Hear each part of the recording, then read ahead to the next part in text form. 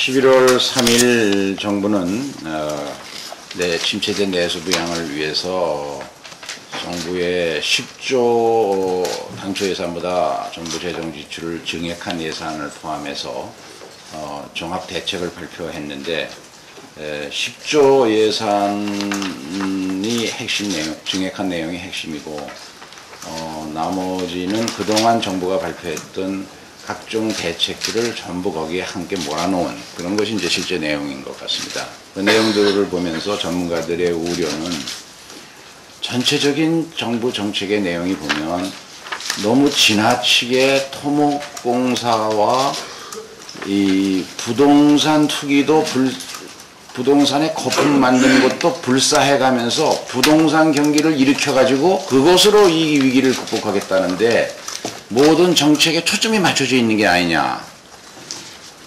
너무나 잘 아는 것처럼 92년 일본이 버블 경제에 대한 해법으로 잘못된 경제 정책을 선택해서 그것이 일본의 잃어버린 10년을 만들었다는 뼈저린 반성을 하고 있습니다만은 우리 이 경제 정책에서 부동산의 거품을 만들어서라도 부양만 일으켜서 하면 된다는 이 정책이야말로 가장 잘못된 정책 선택이다.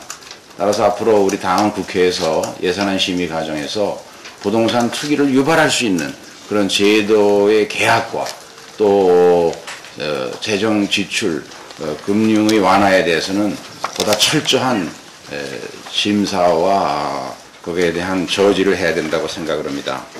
그 다음에 한 가지, 세계 각국이 실물 경제의 위기를 극복하기 위해서 앞다투어서 상당한 규모의 감세 정책과 재정 지출 증가 정책을 쏟아놓고 있습니다.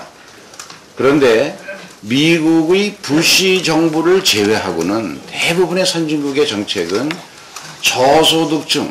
저소득층들의 이 소비 자금을 지원해 줘가지고 침체된 내수를 활성화하는 데 역점을 두고 있습니다.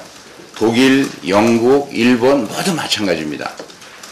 그런데 우리 지금 이명박 정부는 어쩌면 그렇게 부시 정부의 정책을 그대로 흉내내려고 하는지, 부시 정부의 정책은 이미 레이간 경제 때에도 쌍둥이 적자만 만들었지 아무 소위 낙수 효과, 트리클 다운 이펙트가 실제로 나타난 것이 아니다. 그래서 폴 크루그만이 비판하면서 그 부자 감세 정책은 부자들에게 혜택을 주자는 것 이상도 이하도 아니다. 라고 정확히 찝어서 얘기하지 않았습니까? 오늘 아침에 어느 일간신문에 난 기사를 읽어봤습니다. 거기 보면 정부가 지금 감세 법안 내놓은 것들 중에서 소득세가 2012년까지 5조 8천억을 깎는데 그 중에 소득 금액이 상위 10%에게 전체 감세액의 78%가 귀속됩니다. 법인세는 9조 9천억 총 감세액 중에 이익이 상위 0.8% 해당되는 기업의 전체 감세액의 74.5%가 귀속됩니다.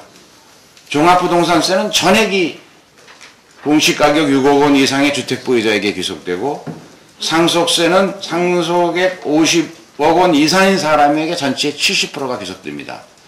이렇게 이 시점에 전 국민이 단합해서 위기를 극복해야 되는 시점에 이와 같은 부자 감세가 어떤 논리적인 과정을 거쳐서 위기 극복에 도움이 되는지, 지금 우리 위기 극복에 가장 필요한 건 침체된 내수를 활성화시켜야 되는데 가장 소비 성향이 낮은 이 고소득층에게 집중된 감세가 무슨 위기 극복에 도움이 되는지 정부와 한나라당에 다시 묻고 싶습니다.